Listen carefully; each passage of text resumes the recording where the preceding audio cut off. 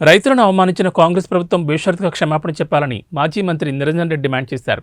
BRS ప్రభుత్వ హయాంలో 11 దఫాలుగా అత్యంత పారదర్శకంగా రైతులకు రైతు బంధు డబ్బులు వేశామని, ప్రస్తుతం కాంగ్రెస్ ప్రభుత్వంలో అది లోపించిందని విమర్శించారు. తెలంగాణ భవన్లో MP Ranjith Reddy, MLC Madhusudhanachari, senior నేత మహేశ్వర్ రెడ్డి తదితరులతో కలిసి నిరంజన్ రెడ్డి మీడియాతో మాట్లాడారు. ఎన్నికల సమయంలో రైతులను కాంగ్రెస్ మోసం చేసింది.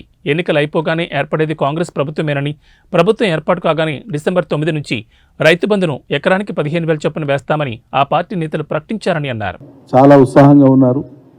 వాళ్ళు చాలా సంతోషం ఏంటంటే ముక్తకంఠంగా ఈ సమీక్షలో పాల్గొన్నటువంటి వాళ్ళందరూ కూడా ఒకటి తమ పార్లమెంట్ పరిధిలో ఉండేటువంటి 7 అసెంబ్లీలలో 4 గెలవడం జరిగింది.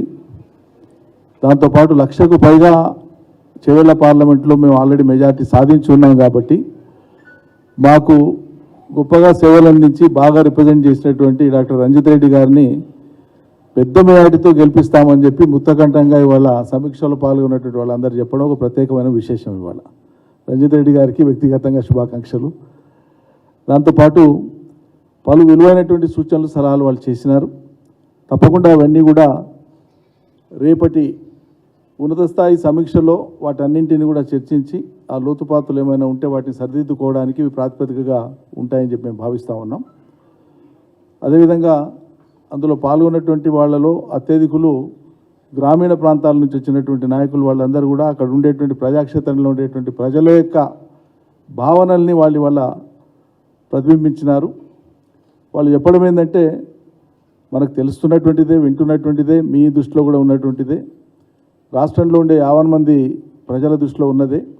దానివల్ల ప్రత్యేకంగా వాళ్ళు ప్రస్తావించింది ఏంటంటే రైతులు హతాశలు అవుతున్నారు. అసలు మేము అనుకోలేదు ఇట్లా అని. ఇప్పుడు ముఖ్యమంత్రి అయినటువంటి వ్యక్తి అంతకంటే ముందు, ఎన్నికల కంటే ముందు మాట్లాడినటువంటి మాటలు 10,000 ఎందుకు ఇస్తావు సన్నాసి, 3 పంటలు పండితే 15,000 ఇవ్వాలి కదా అని చెప్పి మాట్లాడితే మేము నిజంగానే రేపు సర్కారు వస్తే ఇస్తుందేమనుకున్నాం. మరి కేసీఆర్నే సన్నాసి అని మాట్లాడినటువంటి ఆయన ముఖ్యమంత్రి అయింది కదా, మళ్ళీ ఈయన ఏమవుతాడో అని చెప్పి ఎదురు చూసినాం, నమ్మి మోసపోయినాం.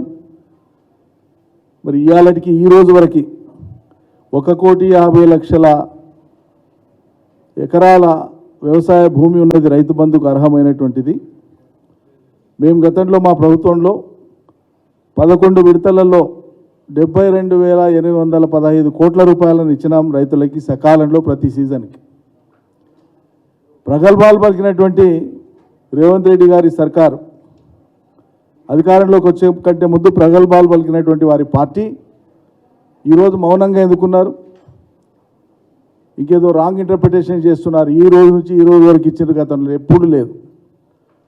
పేద రైతులందరికీ మొత్తం వ్యవసాయ భూమికి నిర్దిష్ట వ్యవధిలో వ్యవసాయానికి అనువుగా ఉండేటువంటి విధంగానే రైతు బంధు ఎందుకు తెచ్చినామో, ఏ సదాశయంతో కేసీఆర్ గారు ఆనాడు తీసుకొచ్చిండ్రో ఆ ఆశయం నెరవేరేటట్లు సకాలంలో రైతులకు పెట్టుబడి అందేటట్లు